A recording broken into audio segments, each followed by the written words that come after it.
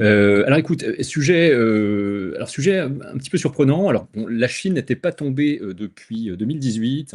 La dernière fois que la Chine était dans un intitulé ESCP, c'était en 2018 sur un sujet dont l'intitulé était le suivant: États-Unis-Chine, rivalité de pouvoir et d'influence. Et on était vraiment parfaitement dans l'esprit du programme, États-Unis-Chine, des rivalités, de la géopolitique, très bien. Et là, donc, 7 ans, bon, 7-8 ans après, c'est pas complètement étonnant que la Chine retombe. C'est évidemment un énorme morceau qu'on voit en première année lorsqu'on parle des pays en développement, qu'on voit au moment de la mondialisation, qu'on voit en deuxième année. C'est un thème en soi. C'est un des grands pays de programme, la Chine. Et ce qui était un petit peu surprenant dans l'intitulé, c'est que le sujet, d'une part, et les documents qui étaient donnés étaient très internes, en fait. C'est un sujet presque de géographie sur la Chine. La question des vulnérabilités chinoises, finalement, on peut presque les faire remonter au début du mandat de Xi Jinping.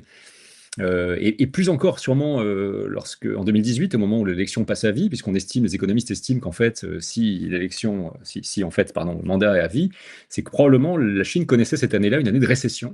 Et donc le pouvoir s'est autoritarisé en quelque sorte, si tu veux. Donc c'est un sujet qui n'a pas une énorme profondeur historique, qui n'a pas une évidente. Je vais vous montrer que les uns les autres qu'on peut réintroduire de la géopo, mais qui n'a pas dans l'intitulé, à part le mot puissance, mais les documents, encore une fois, sont très intérieurs, hein, évolution de la population chinoise, répartition de la population chinoise, les frontières de la Chine, les disparités régionales, la croissance, etc. Et puis un fond de carte uniquement sur la Chine. Donc, c'est une difficulté, encore une fois, parce que la dimension historique, donc, la profondeur historique n'est pas évidente. La dimension géopolitique des rapports de puissance dans l'espace avec le reste du monde n'est pas évidente non plus, même si on peut la réintroduire. Donc, j'imagine que pour les candidats, ça a pu provoquer un petit peu d'hésitation. Donc, j'attends un petit peu leur retour dans le chat, d'ailleurs. J'aimerais savoir comment ceux qui ont traité ça ce matin ont ressenti le sujet, hein, faire un retour. Alors, bon, tout cela étant dit, si on prend le libellé du sujet, bon, la Chine, ça pose aucun problème. On sait très bien, c'est un pays, hein, conférence de Montevideo en 1933 qui fixe les critères d'un pays, c'est un territoire, une population, un gouvernement généralement reconnu. Très bien.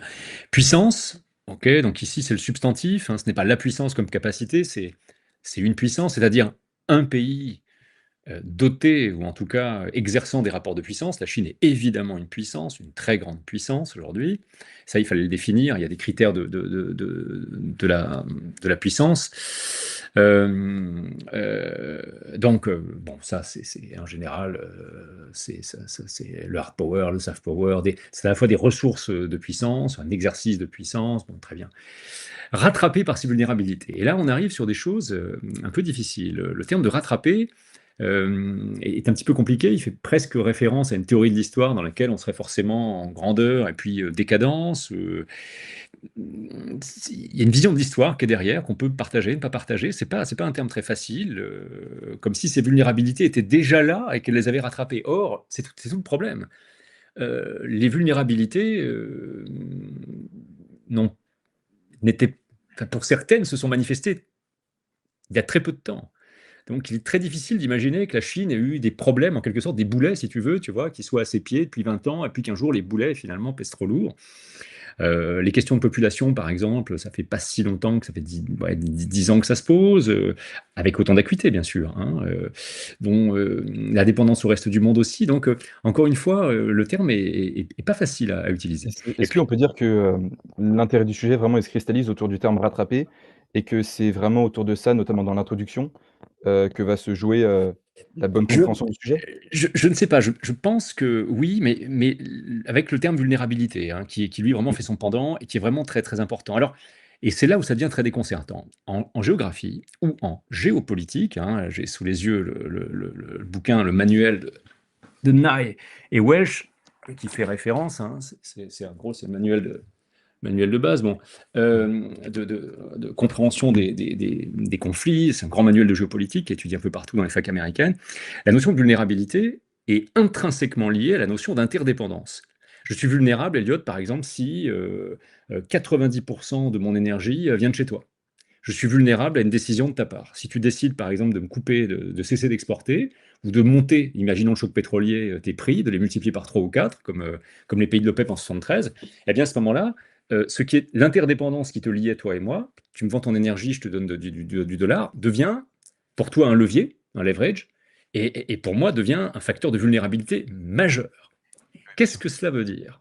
Ça veut dire que vulnérabilité est très liée donc à l'interdépendance, donc au commerce international et aux relations de puissance internationale. Et tout le problème du sujet, c'est qu'il propose des documents uniquement sur la Chine intérieure et un fond de carte sur la Chine intérieure.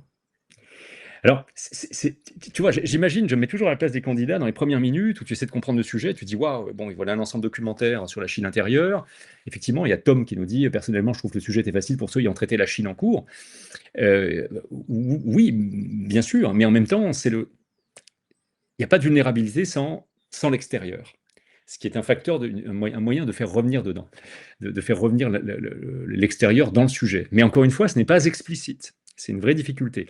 J'ai eu l'impression, en regardant l'intitulé, que en fait, le sujet était plutôt la Chine rattrapée par ses faiblesses internes. Parce qu'encore une fois, la vulnérabilité, c'est l'externe. Maintenant, il y a puissance. Donc maintenant, pour répondre à ta question, bon, la Chine ne pose pas de problème. Le mot de puissance entre en résonance avec vulnérabilité. Une puissance, mais vulnérable. Et pourquoi est-elle vulnérable? Parce que la Chine est très ouverte à l'extérieur et que, par exemple, on pouvait faire une accroche, tu vois, sur ce qui est en train de se passer en ce moment sur les droits de douane. C'est un excellent exemple. Les droits de douane à plus de 100% adressés par le président américain. C'est un excellent exemple de vulnérabilité. Pourquoi? Parce que la Chine exporte beaucoup vers les États-Unis, son premier marché d'exportation, et Donald Trump utilise cette interdépendance commerciale comme un levier, ce qui évidemment, auquel la Chine est très vulnérable, puisqu'elle exporte une grande partie vers les États-Unis. D'où d'ailleurs un déport aujourd'hui vers les pays de l'ASEAN. Bon, donc ça, par exemple, ça pouvait faire une accroche à la fois actuelle, mais pour montrer d'emblée combien la Chine, évidemment, est une énorme puissance commerciale, c'est la première puissance commerciale du globe, hein, c'est la deuxième puissance militaire, mais c'est la première puissance commerciale, et aujourd'hui, eh bien, elle est en quelque sorte rattrapée, on peut le mettre comme ça, par le modèle qu'elle a instauré, c'est-à-dire un modèle de croissance par l'extraversion.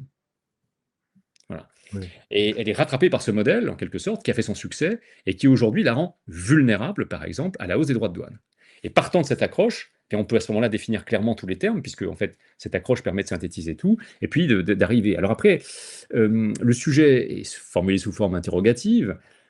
Dans ce cas-là, on ne peut pas le recopier comme problématique. Il faut voir qu'est-ce que c'est qu'une problématique. C'est la question sous-jacente à l'énoncé du sujet. Voilà. Et l'une des questions qui est derrière, c'est au fond, est-ce qu'au fond, donc ce qui a fait le succès de la Chine aujourd'hui n'est pas en train de causer ces difficultés, ou encore, par exemple, est-ce que la Chine, qui ambitionne de devenir la première puissance du monde pour 2049, hein, c'est le grand projet pour le centenaire de la République populaire, est-ce qu'au fond, eh bien, les vulnérabilités actuelles, est-ce qu'elles ne grèvent pas hein, ce projet? Est-ce que la puissance chinoise, j'allais dire, forte de ses vulnérabilités, en quelque sorte, eh bien, est-ce que cette puissance ne risque pas d'être fissurée, en quelque sorte, hein, par ses vulnérabilités? Bon, il y a plusieurs manières de formuler la question, mais c'est la question qui est derrière, au fond. Hein. Est-ce que les ambitions chinoises ne vont pas se fracasser sur des vulnérabilités?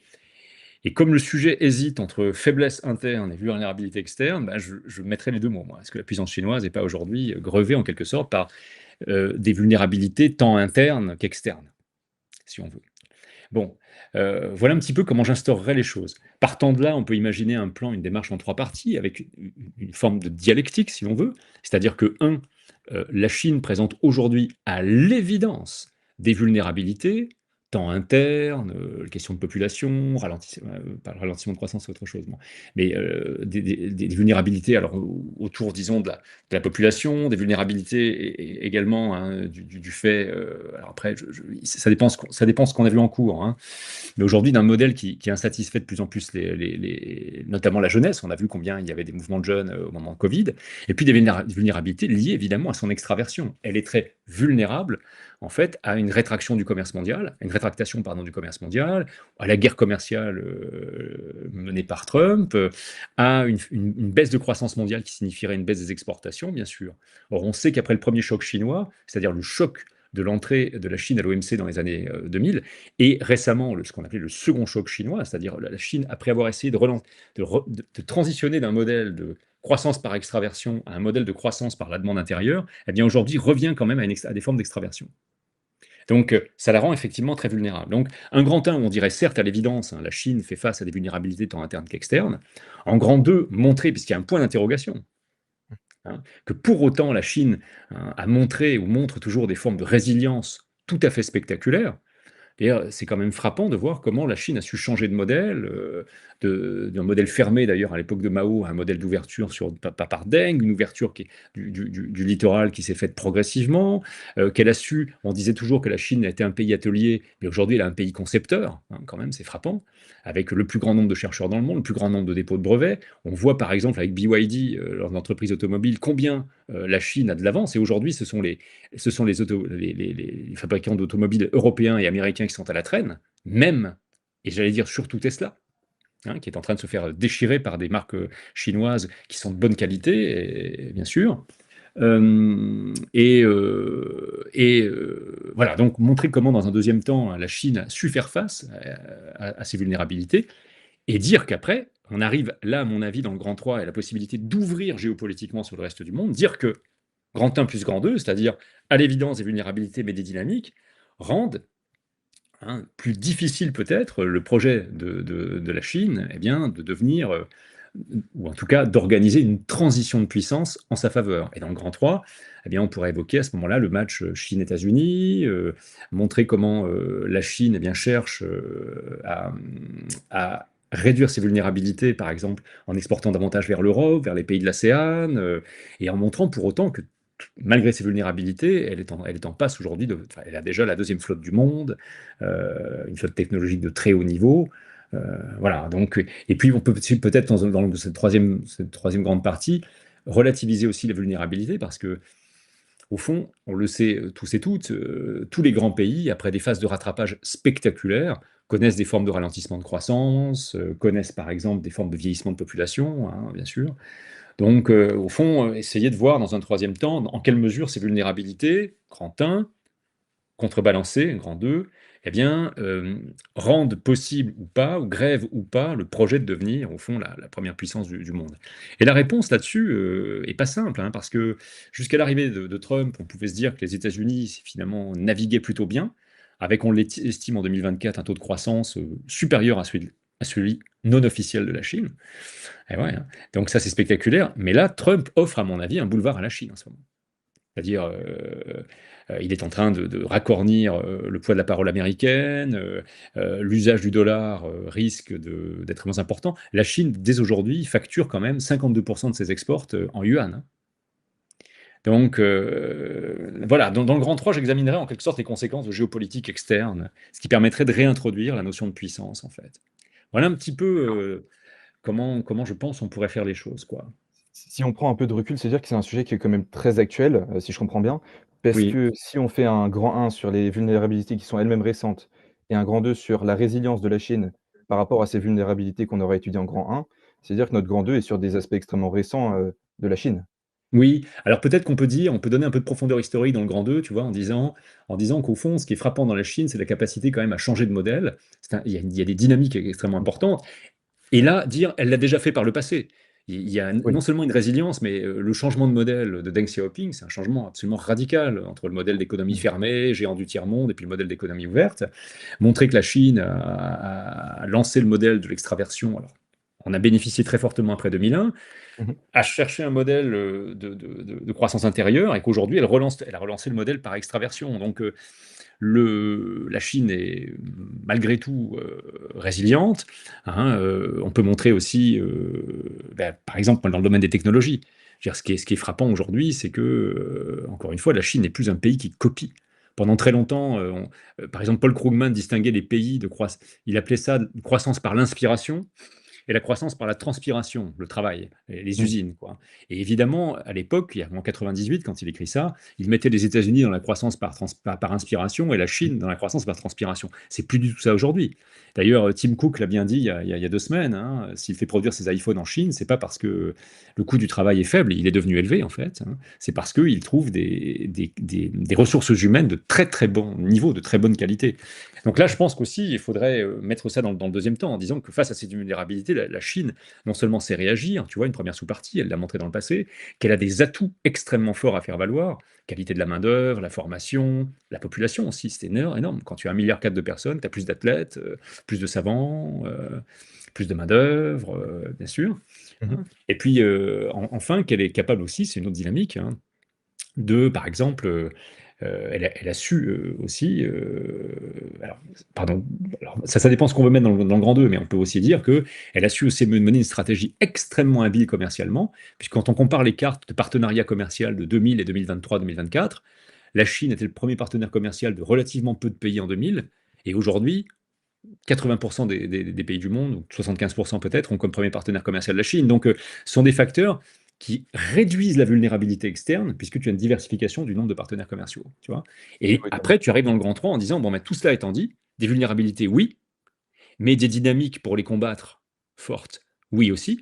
Alors, qu'en est-il sur ces prétentions à la puissance? Est-ce que ces vulnérabilités grèvent réellement la puissance chinoise aujourd'hui, notamment dans Mmh. le Oui, match qu'il oppose aux États-Unis? Moyen de réintroduire de la géopolitique externe dans le 3. bien Alors, sûr. je vois des trucs dans le chat.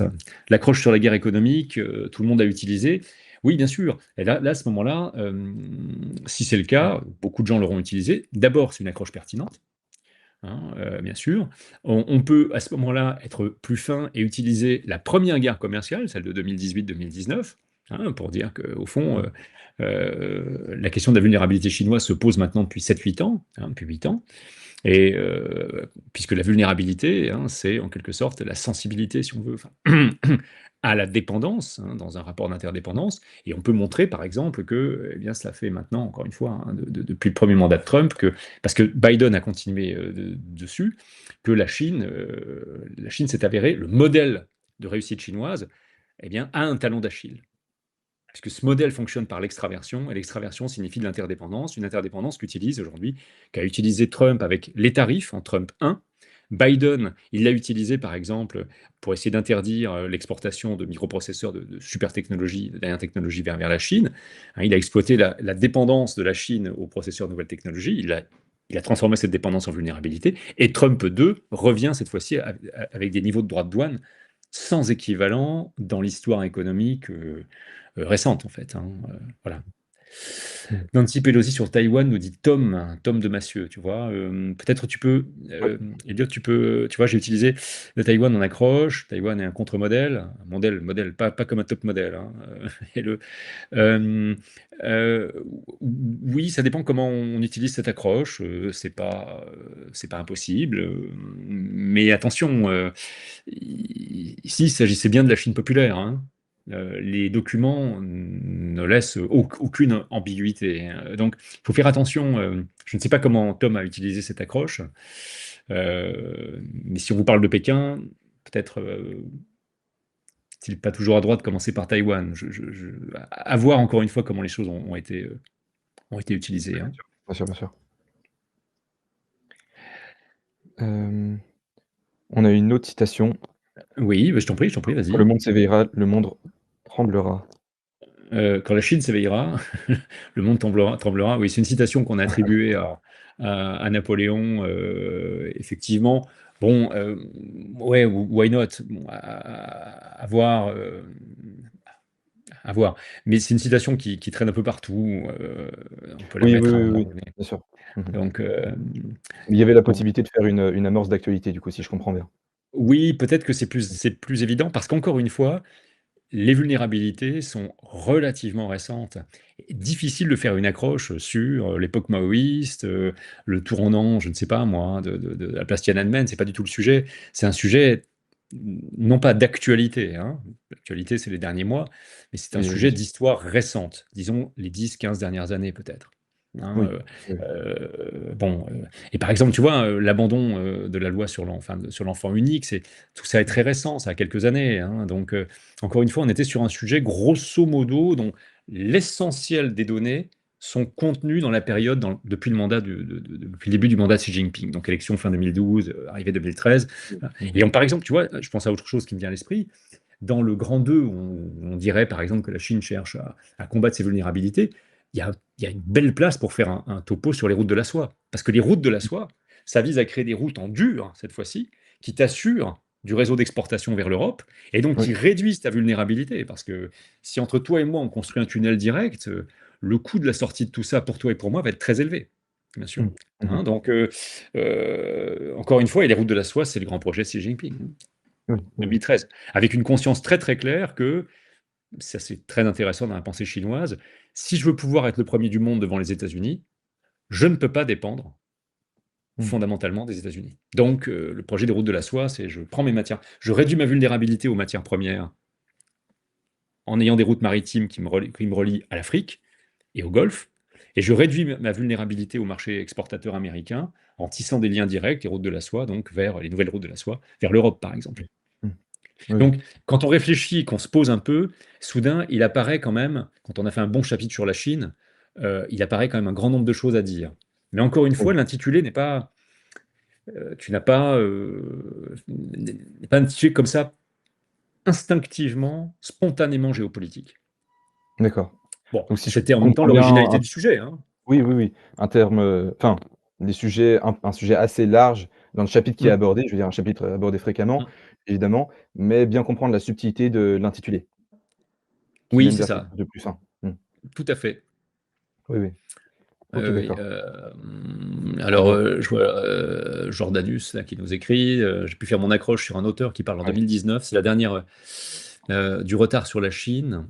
Alors je pense qu'il veut dire du retard de la Chine, je pense, par rapport à l'IA, pour exposer ses faiblesses structurelles. Je me demande si c'est pertinent ici. Oui, ça c'est intéressant parce que, on peut faire une accroche là-dessus pour montrer que la Chine dépend aujourd'hui, c'est d'où le dernier document qui a été donné, qui était un document sur la gravure des processeurs, vraiment tu sais, les plus petits en nanomètres. oui. Hem et on peut tout à fait souligner ça, hein, ce que dit, donc l'étudiant qui nous a écrit, Mmh. pour souligner la vulnérabilité de la Chine, eh bien, à l'importation pour elle de processeurs venant essentiellement soit de TSMC, hein, donc la compagnie taïwanaise, qui grave les processeurs les plus performants, les plus petits du monde, soit à ASML, c'est-à-dire là, c'est le graveur, néerlandais, hein, voilà. Donc c'est tout à fait pertinent, hein, cette accroche, bien exploitée. Mmh. Si on peut Voilà, revenir peut-être sur le message juste après, qui me oui, semble intéressant. oui, alors, ce que dit Mathieu là, il souligne ce par quoi j'ai commencé, qui est une difficulté, puisque les vulnérabilités, encore une fois, ce terme appartient au champ lexical de l'interdépendance, donc du lien à l'extérieur. Mmh. Et les documents clairement mettaient l'accent sur l'intérieur. Maintenant, n'oubliez jamais une chose, hein, les documents ne sont pas exhaustifs. Ils visent à souligner des aspects du sujet. Vous évitez d'oublier un pan important. En aucun cas, d'abord, évidemment, ça vous le savez toutes et tous, hein, en aucun cas la dissertation est un commentaire de document. Et j'imagine que c'est la même chose en économie, hein, bien sûr. C'est des documents pour soulager votre mémoire, vous aider à ne pas oublier un truc fondamental. Mais alors, c'est vrai qu'ils orientent une partie de la lecture du sujet, mais à partir du moment où vous êtes dans une discipline qui s'appelle histoire, géographie, géopolitique du monde contemporain, et que donc dans ces conditions, il faut que les trois dimensions apparaissent. Il est évident qu'il fallait peser en quoi les vulnérabilités qui rattrapent la Chine aujourd'hui, prenons les termes du sujet, eh bien, rendaient difficile, caduque, ou pas d'ailleurs, hein, ses ambitions de puissance régionale et Mmh. mondiale. Et ça, c'est clairement l'intitulé du programme. Alors, je le sais un peu parce que je l'ai coécrit avec Alain Joyeux. Dans le programme, on met vraiment l'accent sur les liens entre chacun des pays du programme et leur monde régional, la Chine, l'Asie. Et puis, évidemment, les enjeux globaux. Quand il s'agit de puissances comme la Chine, c'est évident, hein. Alors là, je vois que tu as répondu à une question importante. Rassurez-vous, hein, je ne vais pas prendre tout le temps. Moi, il me reste même pas 5 minutes. Vous aurez, si j'ai bien compris, là, on commence par Géopo, après c'est ESH, et c'est toi? ESH, ensuite, on va avoir Mathémates. maths appliquées, puis maths approfondies, ouais. Voilà. Donc voilà, on a juste éventuellement une question, qui revient à chaque fois, mais sujet discriminant, pas discriminant, qu'en est-il? Eh bien, moi, j'ai l'impression que c'est un intitulé faussement pas Mmh. discriminant. C'est-à-dire que tu te dis, bon, voilà, la Chine. Tu sais, beaucoup de candidats sortent en disant, bon, c'est la Chine qui est tombée. Mmh. Alors, si le prof a bien taffé, si les élèves ont bien révisé, tu te dis, bon, c'est un sujet sur la Chine, c'est assez classique. Maintenant, l'intitulé, encore une fois, est faussement simple. Mmh. Euh, ce n'est pas un sujet que sur les faiblesses internes. Encore une fois, Oui. la vulnérabilité, je suis vulnérable à la dépendance au marché américain, je suis vulnérable à la Chine produit des choses, mais les matières premières viennent alors les terres rares non, mais les matières premières proviennent en grande partie. D'abord, la Chine importe énormément d'énergie.